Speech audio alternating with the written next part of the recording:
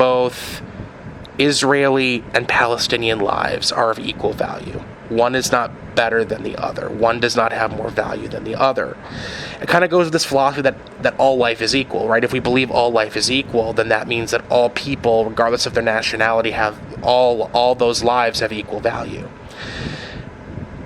The consequence that I worry about now is that Donald Trump himself doesn't seem to share this, and as a result, he's picked Mike Huckabee, who doesn't seem to believe that all life has equal value. He seems to be much more interested in protecting Israeli life than he does about Palestinian life.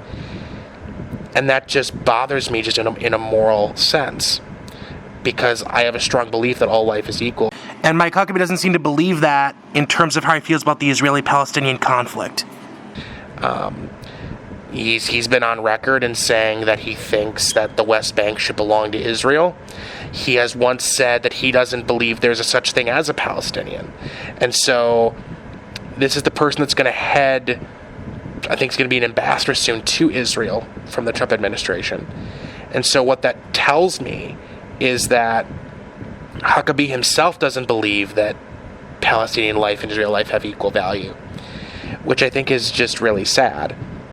Now, for clarification, Mike Huckabee has said there can be such a thing as a Palestinian state, but it has to be outside of Israel. The problem with this is that the Palestinian people have to agree to move out. And is it ethical for us to make them move out of the country that's been their home for centuries, if not thousands of years? People don't believe that Israeli life and Palestinian life have equal value. That just means, and they think that Israeli life is somehow greater. Life is somehow greater than Palestinian life is. That means that the Palestinians are just going to keep getting bulldozed over. They're going to keep getting, discriminated against in their society. They're going to keep having to just live in a world where no one seems to care about them, and because the leaders around the world don't really have an interest in protecting them in any way or helping them in any way. Of course, this doesn't mean that we forget what happened on October 7th. Obviously, that was a horrible terrorist attack. But the solution shouldn't be to only support Israel and just forget about the Palestinians as if they don't matter. It's to acknowledge the tragedy that it was, while at the same time still trying to figure out how you balance the lives of Palestinians with the lives of the Israelis, and how to make sure that equilibrium stays equal. We forget that Palestinians have suffered a lot of casualties too after October 7th. We forget that Israel has attacked the West Bank and the Gaza Strip because they claim to want to go after Hamas, which going after Hamas is fine.